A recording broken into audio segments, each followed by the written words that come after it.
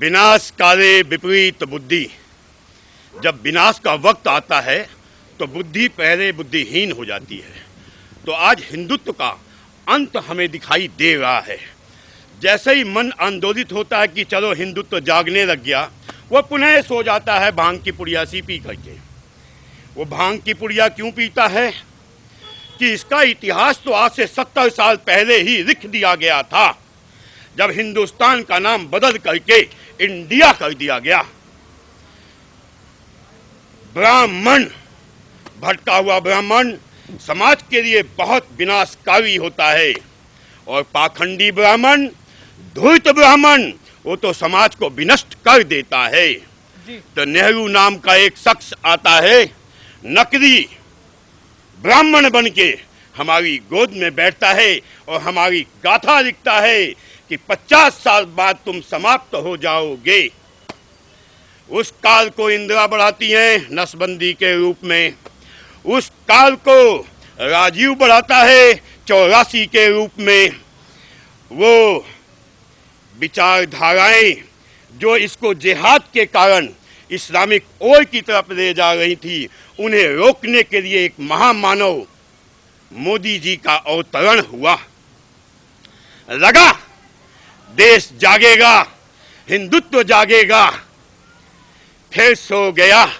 ये कब जागेगा? जब कश्मीर उसके घर पे दस्तक दे देगी, उनकी माँ बहनों को ऐसे पेड़ पे लटका दिया जाएगा। वो जब जागेगा जब पाकिस्तान को दोहरा दिया जाएगा।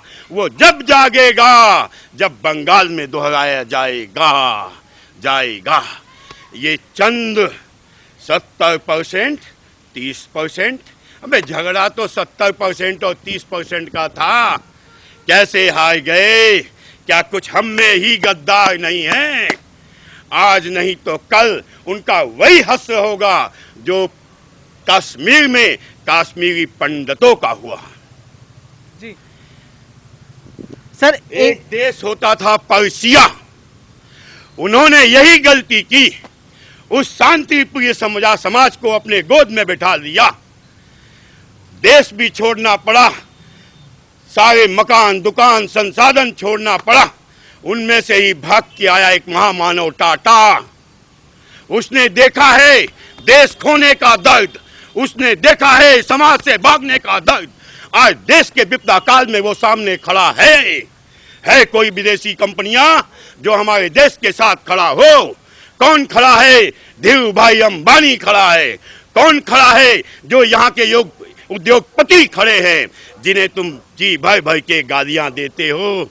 अबे वो जानते हैं उनके साथ जो घटनाएं घटी हैं वो उसे पुनरावृत्ति नहीं होने देना चाहती, इसलिए लड़ रही हैं। मेरे एक दोस्तों का संगठन बक्सी कुमार और कई उसके पूरा टीम लगी हुई थी। आज उनका हार है। ये काला टीका प्रतीक है हिंदुत्व की हार का। हमें बड़ा नाज है कि हमने भगवान शिव की पूजा की, हमने माँ काली की पूजा की, लेकिन दुख के साथ कहना पड़ेगा 50 साल बाद ये हमारी पीढ़ियां इस पूजा को तरस जाएंगी। जैसे कश्मीर में तरस गई, पाकिस्तान में समाप्त हो गई, बांग्लादेश में जमीन दोज हो गई। अबे अब तो जागो, अब नहीं जागे तो भागने के लिए स्थान नहीं है। इस्लाम के पास 56 देश हैं, चले जाएंगे, हम कहाँ जाएंगे? हिंदुस्तान भी तो हिंदुस्तान नहीं है, ये तो इंडिया बना दिया गया है। हम जातियों में बने बैठे हैं।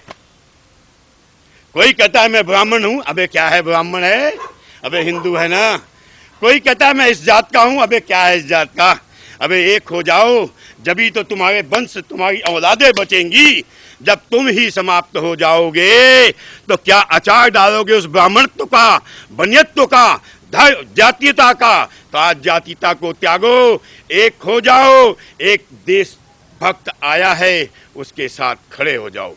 जय भवानी। जी सर, एक चीज और देखी गई कि जो कांग्रेस देश की सबसे पुरानी पार्टी होने के बावजूद कई जगह से समाप्त होते हुए दिख रही है। बंगाल में तो एक भी सीट आना मुश्किल हो रही है कांग्रेस के लिए। तो इसको किस तरीके से देखते हैं आप?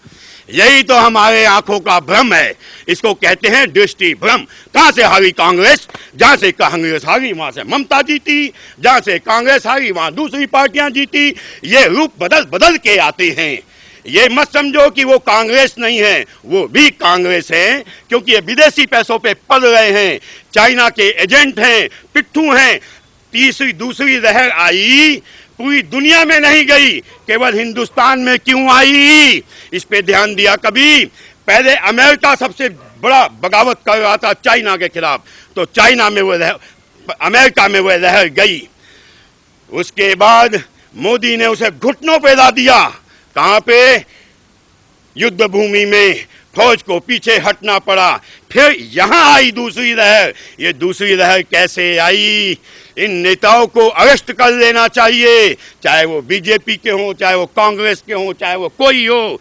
भाई पहले तुम चिल्लाते हो कि हमारे वैज्ञानिक फेल हैं, ये टीकाएं मत लगवाओ, टीकाएं हम नहीं लगवाते। उसके बाद 1 महीना 2 महीने की परिस्थिति होती है, टीका का समय होता है, खराब होना था, मोदी जी ने बांट दिए। अब तुम चिल्लाने लगे जो घटिया वैक्सीन था तुमने विदेश को क्यों दे दिया?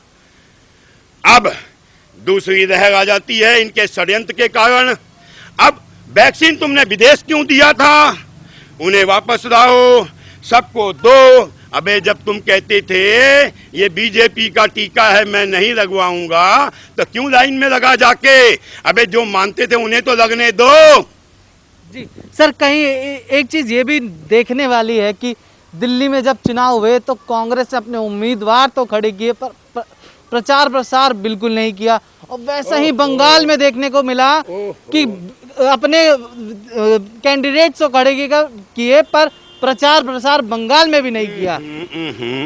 बंगाल में दिखाया गया कि 10% मुस्लिम बीजेपी के साथ हैं। ये क्या था? षड्यंत्र, गंगा यमुनी क्या कहते भाईचारा दिखाने का षड्यंत्र। अबे गंगा भी हमारी, जमुना भी हमारी, कैसा गंगा जमुनी भाईचारा?